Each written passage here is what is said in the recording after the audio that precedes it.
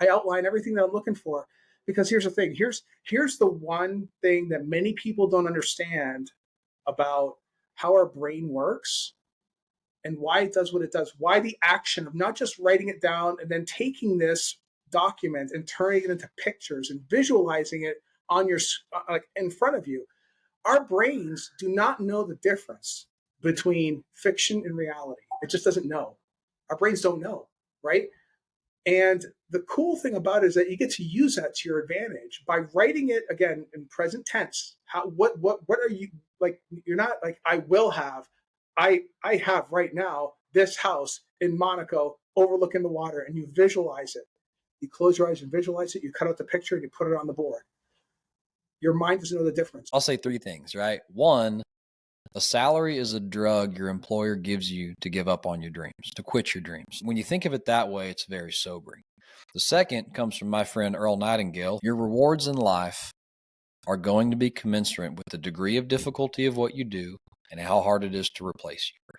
How many people are lined up to take that job the second you can't do it anymore? The third thing that you say on that front is, are you really ever secure in a paycheck? You just mentioned that every 2 weeks it magically shows up. Well, you just illustrated that within a 2-week time frame or whatever time frame that was, that can evaporate pretty quickly. And so to get yourself into a bulletproof wealth scenario, you just have to have multiple income streams. I don't care how big your salary is, it's one damn income stream. Okay. You need 5, 6, 7 to truly be secure.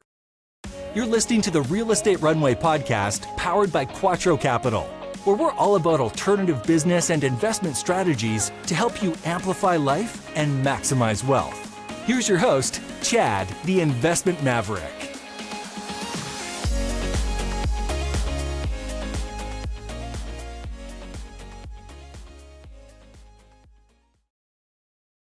All right. Real Estate Runway family, welcome to another episode of the Real Estate Runway podcast.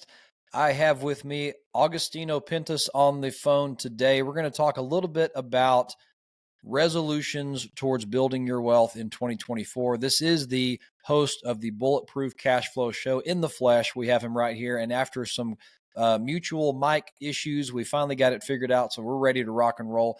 Folks, before we get into the meat of the show, if you get any value out of this or any other piece of content we produce, like it, share it, just pay it forward. Make sure someone else like you gets to hear this message, and we'll remind you of that at the end as well. So without further ado, Agostino, welcome to the show, man. This one's been a long time coming. Yes, Chad, my man. Good seeing you. Thanks for having me on. Absolutely. And, you know, as we customarily do here on the show, let's walk your storyline a little bit before we get into what we're going to talk about today with wealth resolutions. How'd you get where you are today? Tell me the high points, the low points. Tell us who you are. Well, I'll tell you, I've been one of those kids, entrepreneur my entire life. Since I was a child, I wanted to have my own business. I was one of those kids. And I ended up going to engineering school, learning technology. The technology was my thing. And I went through corporate learning or building technology groups. So, running large enterprise technology for publicly traded companies, private companies. And I found that, I saw a meme the other day. It's like, the 40-40-40 plan. You really have to be into the 40-40-40 plan. You know what the 40-40-40 plan is, right? I've been out of corporate for a while. Tell me what that one is. So the 40-40-40 plan is the one that most people are subscribed to right now, right? They work 40 years of their life. 40 hours a week for 40 years of their life, and they only get 40% of the money because the government stole 60%. Okay, taxes, I'm with you. Right? I haven't heard this 40, one. 40, 40. Yeah, it's ridiculous. It really is. But I think that at the time when I was still working in corporate, I was like, you're kind of like doing the thing, right? You're showing up at a job, you're doing your thing, you're getting your check, and you're always like, and you're like, no matter how much money you make, you're still like just getting by. It seemed, right? It doesn't matter how much money you make. And as a C-level executive, I was making pretty decent money, and I was like, even though I'd done real estate for quite a bit, I didn't really focus on it. I was focusing on my career until one day I was working at this technology company. The guy who hires me on, he quit the company New guy comes in, hates my guts, and says, you know what? You get out. Get your GTFO box and leave. And you know what the GTFO box is? I don't have to explain that. I think we can infer that acronym. You can Google that later. Google it on your own time. It's not safe for work, Right. right? So they hand you the box, and now you're out. And here I am in my 40s, like, okay, how many more times can I rely on some outside group, some outside company? If there's a change in some kind, you're done. You're toast. And the older you get, the less marketable, unfortunately, you become. It's the cold truth. I mean, Yeah. I'm not saying it to be a jerk. It's how it is. And you know what? So I decided I was going to go all in on real estate. At that point, I'd been doing real estate like on and off, mostly smaller deals, like single family, small multifamily for like, I don't know, 13, 14 years. But I was just dabbling. I was a dabbler, right? Yeah. But once I made a commitment to myself that I was not going to do that anymore, I'm going to go all in on real estate. I'm going to do one more consulting gig. I'm never doing this again. So I found the right market. I chose the market to go to. I went into that market, took a consulting gig, and got to work building the business.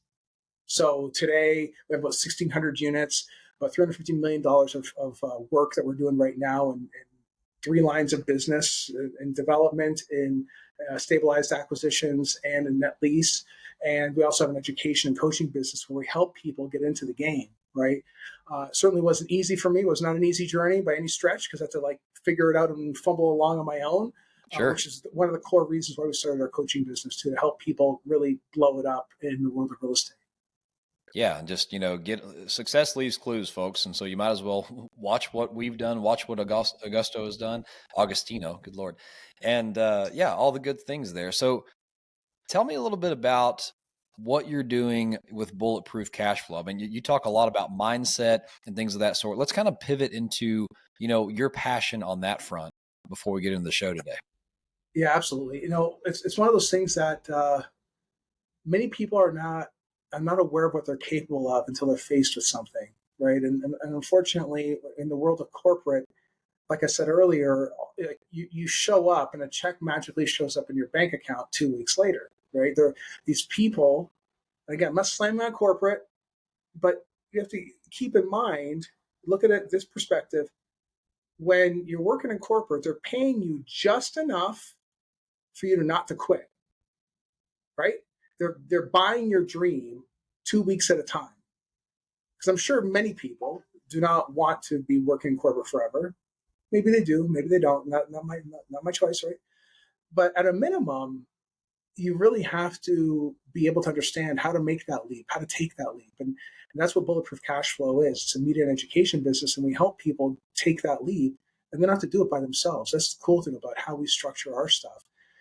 And once we demonstrate how it's done and why you do a deal, how you put it together, how you underwrite it, how you select your lenders, all that fun stuff, and once you understand it, then it becomes readily apparent how to do it, right? And I think for many people, what holds them back is fear, not having the right mindset, because I would imagine for many, many people out there that are listening right now, that when they were kids, they never dreamed that they would be doing what they're doing today. Again, I'm not slamming on anybody here, but it's more like thinking about, what would you rather be doing? Would you rather be spending time with your family right now? Or would you rather be pushing a pencil for some boss you don't even like? It's interesting. It's interesting you say it that way, Augustino, because I mean, I'll say 3 things, right? 1, a salary is a drug your employer gives you to give up on your dreams, to quit your dreams. Okay. When you think of it that way, it's very sobering. The second comes from my friend Earl Nightingale, who, well, I don't know him, but he's been, I've listened to his voice as many other have, since the 60s or something when it was recorded, but, or way earlier than that. Your rewards in life are going to be commensurate with the degree of difficulty of what you do and how hard it is to replace you, which is why CEOs make what they make and a janitor makes what he makes and a bus driver and so on, right? It's like, how many people are and an engineer, a doctor, whatever, how many people are lined up to take that job the second you can't do it anymore, right? And so the third thing that you say on that front is, are you really ever secure in a paycheck? You just Right. mentioned that every 2 weeks it magically shows up. Well, you just illustrated that within a 2 week time frame or whatever time frame that was, that can evaporate pretty quickly. And so to get yourself into a bulletproof wealth scenario, you just have to have multiple income streams. And look, I'm not saying don't, if you love your job, if you're a doctor, if you're a teacher, whatever you do to contribute to society that you love, do it. But guess what? I don't care how big your salary is, it's one damn income stream. Okay. You need 5, 6, 7 to truly be secure. You know what I'm saying? That's right. Yeah. And the cool thing about the real estate game is that you don't have to do it by yourself, right? You don't need to do it. I mean, certainly I personally believe that if you're going to be investing money in some sort of vehicle, you should at least understand where it's going. Like that's just how I think about it. Yeah. It's like similar to the 401k. Back in corporate days, I maxed out the 401k for whatever the match is, and not necessarily anything wrong with that. Why give up free money? It Yeah. makes It's free sense. money, right? Here's the real thing though, right? You take this cash that you bust your butt for, you throw it in a box, and magically they'll give you a portion of it back. Maybe, maybe not. We don't know. But you're not controlling your cash. You're not controlling your money. That's the problem, right? At least if you're invested in a real estate deal and you're looking at a real estate deal and you're partnered with other individuals who are tracking this giant deal or whatever it is, it doesn't have to be a giant deal, but any type of deal, right? Like they're going to have a lot more people interested in its success and interested in your success. And not to mention all the depreciation, all the appreciation you get on the deal. I mean, it's a whole different type of way of thinking, which is why like the whole mindset, it requires a whole mindset shift. And, looking back at it today, it's very easy to think about it and really share this information. But when you're in that mode, when you're doing the 40 plan, it's somewhat difficult to even think that it's even possible.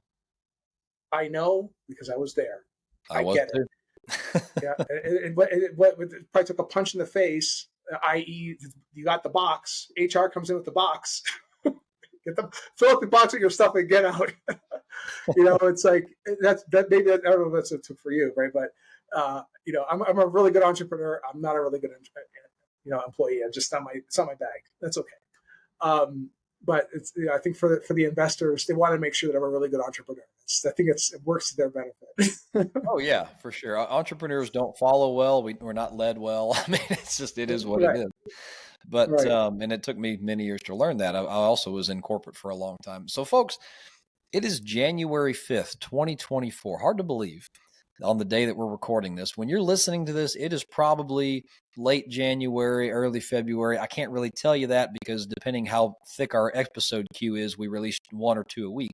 But it's still early enough in the year where you've probably already come up with a New Year's resolution and already screwed it up on day 5. So we're just going to go ahead and put that behind us, okay? Because I'm here to tell you New Year's resolutions are BS. They don't work.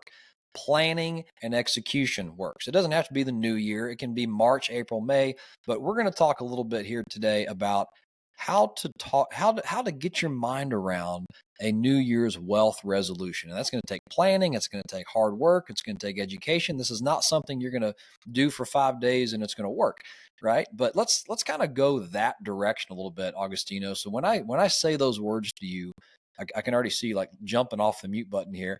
What do you think? Where should we start? Yeah, you're 100% right. This whole resolution thing is nonsense, but at the same time too, it's as humans we like to put things in buckets. You ever notice that? We like to put things, especially Americans. Americans love putting things in containers and buckets and Yep. separating things out. Very different than in Canada, where I was born and raised. I'm currently in Colombia right now. It's very different than here. It's a very cultural thing, but it's also that culture is what makes America great, right? Is what makes it great, and what makes these entrepreneurs succeed is just a way of thinking. And I'll tell you what, though, with this whole resolution thing, oftentimes many people they mess it up by first not defining what the actual goal or goals are for the next 12 months. And it can be fairly daunting, right? Oh my God, 12 months. What the hell am I going to do in 12 months? I mean, listen, it's a long period of time when you're trying to chart it out. Okay. How about if you define the next 30 days. What's going to happen in the next 30 days, the next 60 days, 90 days, and say quarter or 4 months, right? If you can define that up front, what you want to see as a change in your life, or at least towards a substantial change to really help get you to where you want to go by the next December that you just passed, right?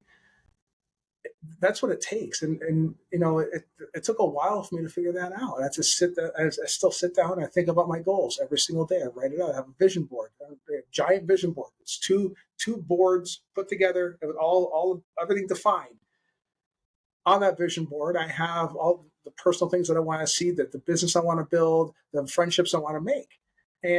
But without first defining where you're steering your ship, you're just going to end up floating around through space and time, just going from day to day to day. And that's just a terrible way to live. It really is, and I felt like when I was in corporate, that's how it was.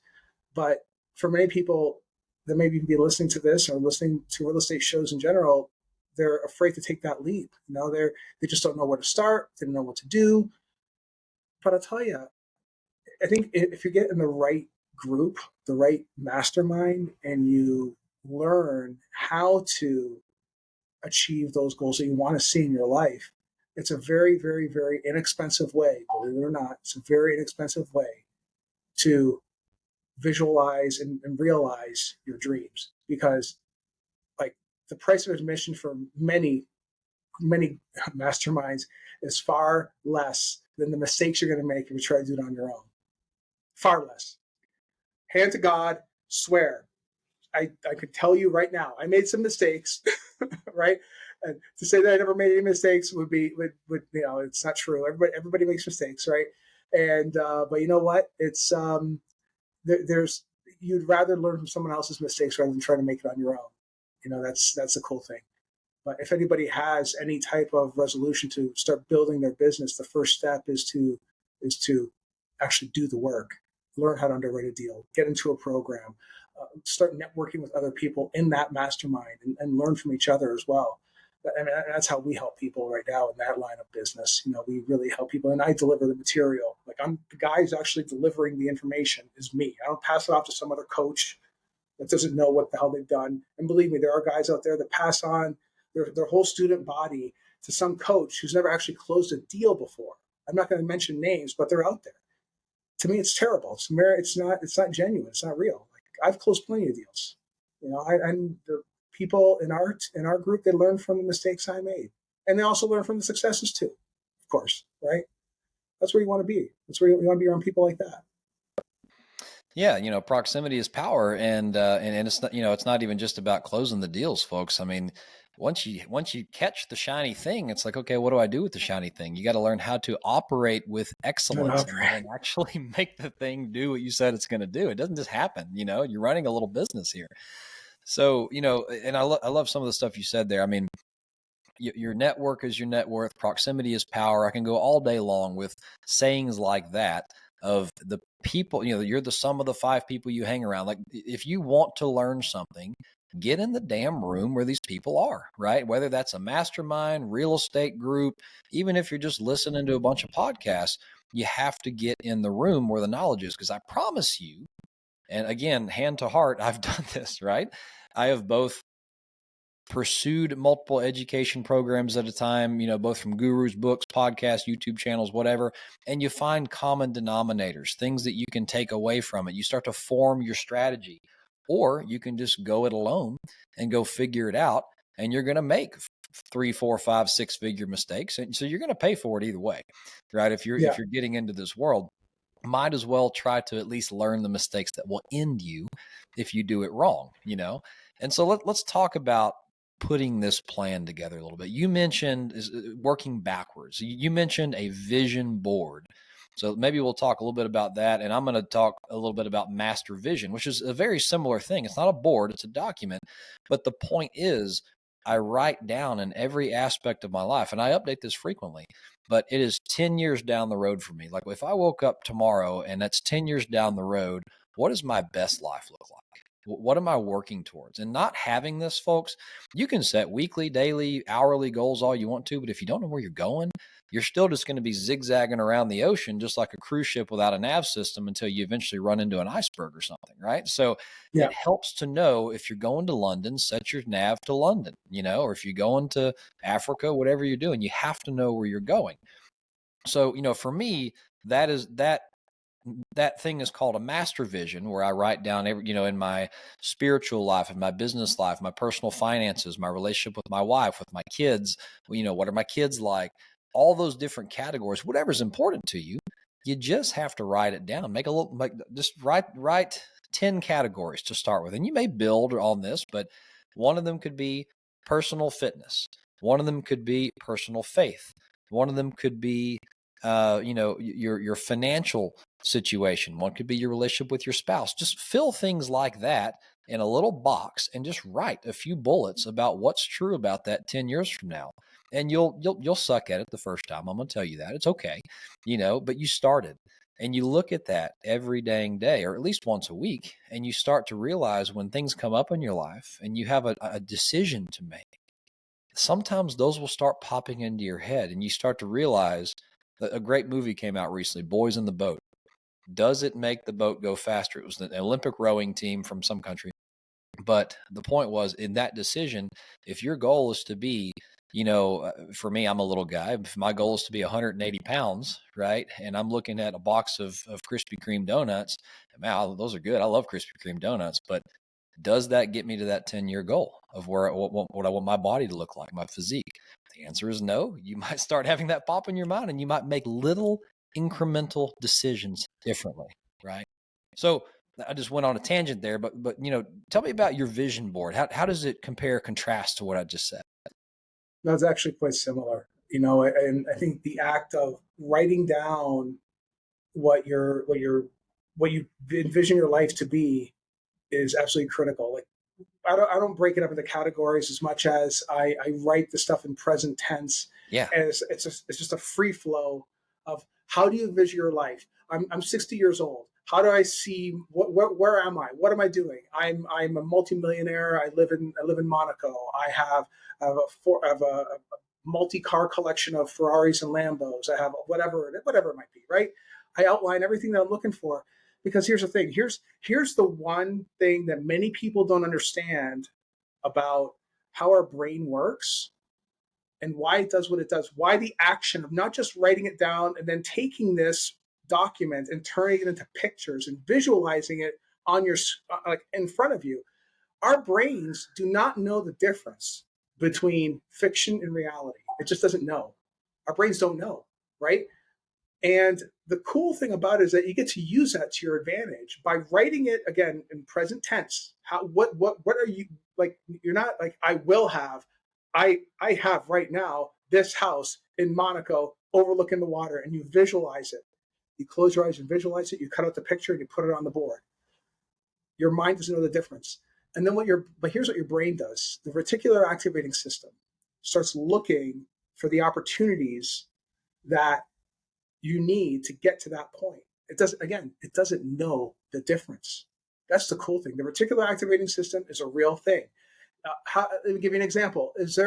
Chad, is there ever a car that you really wanted to buy? Like some car came out, and then next thing you know, everywhere you look, you see that car now? You ever see that? Oh yeah, or especially after you buy it, or even if you're just thinking about it. If it's a red Jeep, you're going to see red Jeeps everywhere. It's ridiculous. Right. But were they not there before? Probably so. It's I like, didn't notice.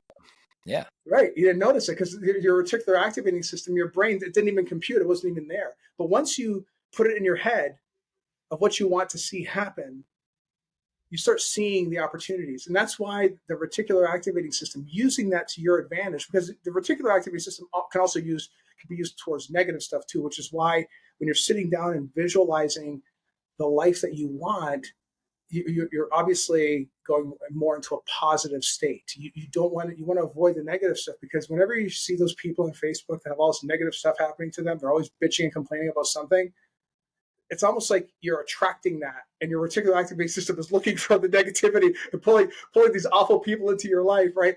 It works the same way too, and if someone out there really has a vision to, like, say, get into the first duplex, it takes more than just reading a book, because your brain right now, aside from the neocortex, which is where all the thinking takes place, right? Our brains are designed to keep us safe. All right, so we're still an animal here. We're an animal, and it's designed to keep us safe. So, is it safer to read a book or spend 200 grand on a deal? What's safer? Reading the book is safer, right? That's what your brain says. So what's the brain going to do? Oh, brain's going to convince you that you're doing a lot of action by sitting here with this book and reading it all day. Oh yeah, see, I'm getting to my goal. Then you're not. You're not going to get to your goal like that. The only way you get to your goal is to actually do the work. You got to. Sure, you have to study. I'm not saying not to study, but you have to take study and then take the steps that necessary to get to where you want to go. And that's where a lot of people get hung up. Like, these are all things I did not know. Like in corporate, again, that salary, that drug is not only just there to keep you. It's not just there to keep you sitting in that chair, typing on that keyboard, sending emails to people you didn't even like. It's not just about that. What else aren't you doing? You're not developing your entrepreneurial mind. You're not growing your business. You're not growing your wealth. And I think that time that we lose doing things like that it's incredibly valuable, and we don't value that time as much as we should. That's the sad part. And I wish I could go back in time, and I would have done the real estate thing in my 30s if I would have known. Yeah. I was doing real estate small. I was doing small real estate in my 30s. I would have been doing big stuff. The stuff I do now, I would have been doing that in my 30s, as opposed to, doing the small stuff. But I realized late in life. Yeah. Yeah, and hindsight literally is always 2020, and recently hindsight is 2020. It was only 3 years ago, but anyway, if we don't misunderstand what Agostino was saying here. He's not saying that learning is not an important part of the process. He's saying sitting in learning mode and never taking any action is not going to get you out of learning mode. Right. And so you're going to have to read that book. You're going to have to join that mastermind, be part of that group, get in the right room, but don't just stay there. Eventually you have to do something. Right. And again, whether your goal is to build wealth, to invest in real estate, to build a syndication company, whatever it is, this applies to you as well, And so I'm curious so we've talked about the 10-year vision and the vision board, and, there's no wrong way to do this, folks. The point is, program your brain. As a man thinketh, or as a woman thinketh, such shall be, right? You have to program your brain to where you're going. And so once you do that, let's use an analogy here. If I say, okay, my vision is I want to go to Florida and I'm in Tennessee. Okay. Well, if I just set out my door without a compass or a map, I might wind up in Pennsylvania. I don't know the first steps to take, right? And so to use that stupid little analogy, the next thing you have to do is chunk your 10-year goals. And I'm gonna go ahead and tell you, it's okay to have a 10-year goal or however many year goal that you don't know how to get to. You cannot sit down and write down all the steps A to Z to get there. And that's part of the process. You have to learn. So what do I do? And I want to hear what you do as well, and maybe what you coach your students on doing, Agostino. But what I do, I chunk, my next set of goals that I set are 3-year goals. Why? Because 5's too long. And entrepreneurs and high performers will overestimate what they can do in a week, but underestimate what they can do in a year. And so you want 3-year goals. And guess what? In 3 years, there are 12 quarters, right? And so I established my somewhat vague, but pointing towards, sorry, not vague, they're quantifiable, but I don't know how I'm going to get there, 3-year goals. And those goals point towards the North Star, which is my 10-year goals. And this is where I start taking action. Now, I can write a first quarter plan. I said there's 12 quarters in 3 years. I can now say, okay, what 5 things do I need to accomplish in the next 3 months that point me towards my 3-year goals, that point me towards my 10-year goals? And guess what? When I accomplish those, I'm either going to be ahead or behind of schedule, and then I'll do my next 3 months, and then my next 3 months. And the path becomes a little more clear. You remember those old video games where it was like all cloudy on the map, and as you walked around, things got clear? I'm dating myself a little bit, but that is kind of the idea. And then once you have that quarterly plan, now you can decide, and this is to your prerogative. You can set daily goals. You can set weekly. I do weekly. I have a weekly thing that I say, okay, I'm going to accomplish this week that gets me towards those 3-month goals, that get me towards the 3-year goals, that get me towards the 10-year goals. So the question is, it's a primary question. Am I making progress? When you can confidently and with resounding words say yes, you've got a system that works for you. All right. Now let me give that to you. I want to hear what you're doing because I'm sure you've got something awesome as well. Yeah, it's actually quite similar. We only do it for 1 year so we have 2 tracks in our masterminds. So we have the advantage and the accelerator. The advantage is for really people just starting out in real estate, more or less. The accelerator is usually for people that are already experienced in real estate and they want to go to the next level, maybe through syndication, capital raising, things like that. For the people that enter our advantage program, they've typically never, ever, ever done the type of planning that you're talking about. I'm talking about. They've never done it. So I break it down to a 1 year. Where do you want to be in 1 year? Yeah. Let's talk about just 1 year. And then, yes, we do exactly that. We break up to quarterly, and then we also break it up into weekly. And it's funny, what I also make them do is document it, put it into a Google Sheet, right? So it's a Google Sheet, and then we print. I tell them to print off a bunch of these things and put it all over the house. So everywhere they go, they run into this sheet. This is what you need to do. It's crazy. But here's the thing. The cool thing is that one day, 10 years from now, you're going to stumble on one of those sheets, just as I have. And I found an old one, and it said, I want to buy 50 units this quarter or something, right? Or I'm going to raise $100,000 this quarter. And it's funny because I won't even look at 50 units anymore. Like I won't even touch it. I stay away from it. It's like it's too small, right? And your minimum check size is probably 100,000. I mean, Oh yeah, easy. So it's bizarre, but you also get a kick out of it too. It's really really cool. But that's what I'm saying when I said earlier about the mindset. Like we don't know that we're capable of doing these really cool things. We just don't know it. But once you document it and you put in the work to get to that first 90-day mark, right? And you do it, you're like, oh my God, I did it. Wow, what's the next 90 days going to look like? It gets to be very, very, very exciting. That's why for many, many people out there, they see entrepreneurs that are always excited all the time. It's usually because this is one of the reasons why. They see the progress and it's measurable. To your point a second ago, they see what's happening and it's super exciting. And there's someone listening right now. I know there is. They're saying, what a bunch of foo-foo nonsense. This is crap. This is stupid. I can assure you 100%. This stuff works, guys. It does work. Everybody, Elon does it. I do it. Oprah does it. Everybody, all the most successful people that you ever hear of, that's what they do. This is exactly how they do it. There's no secret formula. Nobody gave them the money. They just have to figure it out, and they work. That's how it's done. I mean, I wish there was some magic pill or a magic book. No, it doesn't exist. Work. It takes work. That's right. And folks, that's why you hear the words mindset and goal setting all over the place. And you're like, oh yeah, this again. Well, guess what? There's a reason everyone's saying those words. And no, mindset is not like the Force on Star Wars. No one knows what the hell the Force is. People say, use the Force. You're like, what is the Force? I don't know. But people have that reaction when I say you need to build mindset. You need to work on your mindset. And like, what is mindset? Well, so let's answer that question in our words here. We've talked a lot about goal setting. Let's talk about the mindset and how to get your thoughts out of your own way so that you can actually move on this. So what does what does mindset mean to you? Just off the cuff, own words. Mindset is software that runs the hardware. What is hardware? Hardware is this, everything that our hands, our legs, our stomachs, our eyes, all this is hardware. The software is what runs all this stuff, right? The operating system. Think of it like that. Part of the operating system of a computer keeps the computer regulated at the right temperature to make sure the core doesn't overheat.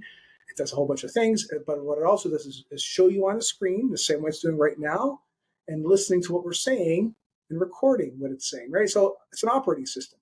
It can run different types of operating systems on a computer. You can run Linux, you can run Apple OS, you can run Windows, whatever, right? So if you have a computer, you have one that runs Windows, one that runs Linux, and maybe the other one runs an Apple OS of some sort. And they're all the same. It's all the same hardware. The only difference is the software, and the software will make a big, big difference. And the software is programmable. It's not easy to reprogram. I'll tell you that. I mean, I'm not going to say, oh yeah, I just read one book and next thing you know, everything's fine in my life. No, it wasn't. I wish I could say that. It took some time to really, and some introspection, I suppose, to really define what did I want my life to look like, and when I came across On the Shortness of Life by Seneca, that book changed my entire life. That book changed my entire life. I heard of that book on one of this social media guy mentioned it, and I read it. And there's one passage in there that I still remember this very day. The average man lives their life as if they have unlimited days, right? So we think that we're going to live here forever. We're going to look as beautiful as we do today, right, Chad? We're going to look like this forever. We're going to be forever young, right? No, you got to put in the work. You got to build the wealth. You got to preserve what you have, and really, what does life mean to you? Spending time with your family, maybe it's traveling, maybe it is spending time on whatever you want to do. It's like, but living life on your terms ultimately is what it is, and changing the software. Again, hardest thing to do, but when you do it, it's totally worth it. And changing that software means getting in the right room. Like you said a second ago, Chad, you have to be in the right room. You got to be around the right people that are pushing you along the way. You have to have friends that force you to level up. That's who you want to be around. That's it. And folks, I'm going to tell you, this is a hard truth. If you commit to starting to upgrade your life, if you start making tangible moves in the direction of your 1, 5, 10 year, whatever you decide to set, if you start upgrading your life, you're probably going to wind up losing about 90% of your current social circle, because when you upgrade your life, you'll no longer be compatible with them. And it won't be that, I mean, to no fault of anyone, is that you are the sum average of the 5 people you spend the most time around. And if you find by trying to do this, well, wow, 4 of those people are really pulling me away from all this, you're going to become less apt to be around them. And you're going to upgrade to people who will support and push you towards what you're trying to do. And I've got one more soapbox to get on, and then I want to hear yours, and we're going to land the plane here, because we could just, man, brother, we could talk on this all day long, Augustino. I get so passionate about this because once you learn it, you can't unlearn it. It's like the Matrix. Yeah. You can't unsee the Matrix. That's right. But we're talking about negativity versus positivity, right? And we talked about the reticular activating system, and if you want a red Jeep, all of a sudden you see red Jeeps everywhere, or whatever it is, right? The same thing happens with positivity and negativity. So I want you to just close your eyes where you are for a minute and think about a negative thing is a red ball and a positive thing is a white ball. Envision you're looking at a bucket of ping pong balls that has a bunch of mixed red and whites in there. Now, if you envision, and you go buy some ping pong balls if you don't believe me, or draw this on a piece of paper, but if you focus all your attention on that one red dot, I don't care if you have nothing but white dots or white balls, white ping pong balls around it. If you start looking at that red dot and just focusing on it, your brain is going to start making those white dots appear pink. If you see what I did there, you focusing on one negative thing just tainted all the positive things around. And if you take the converse of that, if you look at a sea of red balls, or even just a mixture of the two, and you focus all your attention on the white balls, those red balls start to appear not so red, so pink. So if you can follow my analogy here, folks, if you dwell on the negative, this is a mindset. This is part of mindset. If you dwell on the negative, other things, it's going to taint the positive things. Other things will appear less positive or even negative. If you dwell on the positive things, the negative things will become less negative. You see what I'm saying? So it's a powerful trick you should take. And I want to give you a chance to respond. I know you're going to, and then we got to land the plane. But what do you think about that one, man? Yeah, it's there's someone listening right now. They're saying, "Man, come on, how do you do that, man? Are you serious right now?" And you're like, listen, there's someone out there right now going through a disaster in their life. Maybe they have a bad partner that's screwing them on a bunch of different deals or whatever, right? It's extremely hard to stay positive when you're on a sinking ship and you have to somehow grab the bucket and start getting rid of all the water and while fixing it at the same time. I mean, it's extremely difficult. I'm not saying, you're not saying, Chad, that it's easy to try to do this, right? To stay positive, but it's a fundamental approach that it requires. That's why it requires a deep focus. And part of that whole exercise of writing the stuff out. It's not just about goal setting. It's also about that reprogramming in your head to say, look, this quarter, I'm going to get rid of this issue or group of issues. I'm going to get this out of my life. But you know what, though? Once I do, the following quarter is going to be awesome because I'm going to have this albatross on me and have to carry around when I'm dealing with all this crap, right? So that's how I handle those types of scenarios, right? Because I'm not going to say, oh yeah, hey Chad, everything's sunshine and rainbows in my life. Real estate is hard, okay? It's not easy like the gurus say it is. It's not. It's hard. It's a tough business, okay? But you know what though? It's totally worth it. It is. But you just have to, again, know what you're doing. And not every day is going to be sunshine and rainbows. And that's how I make it through. Is I have to sit down and understand and realize, okay, why am I doing this? Why am I doing this? Why am I doing this? And where am I going? That's, so it's like, I'll get through this crap. I will deal with it. I will get through it. Yes. And once I do, then I get to really blow it up what's coming next. But first, you know what? There's always everybody goes through bad stuff. Everybody does. And that's it's just part of life, but keeping it as positive as you can is certainly, that's a big part of it. I struggle with it too. I have to pinch myself every so often to remind myself, and do my goals. And whenever I get depressed, I do my goals and write them out. I say, remember, oh yeah, that's right. That's what I'm doing. And you get reinvigorated again, right? That's the best advice I can give on how to stay positive, even when times are extremely hard. Yeah, that's the mic drop moment of the episode, folks. And look, I mean, yeah, when you're going through the hard time, right? We're not at all saying, like you said it perfectly. We're not at all saying, okay, just act like nothing's wrong, sunshine. No, it's going to be hard, right? But when we say stay positive, how can you turn it into a good thing? An example is, okay, some higher power, if you're a believer, if it's God, you're welcome to say whatever it is, but the universe, whatever you look to. But if you are receiving a bad situation, a bad event, you're probably being taught a lesson. So rather than being down on yourself and focusing on the negative, focus on the lesson. Figure out, what do I need to learn here to become who I need to be to have what I want to have. And so that's it, folks.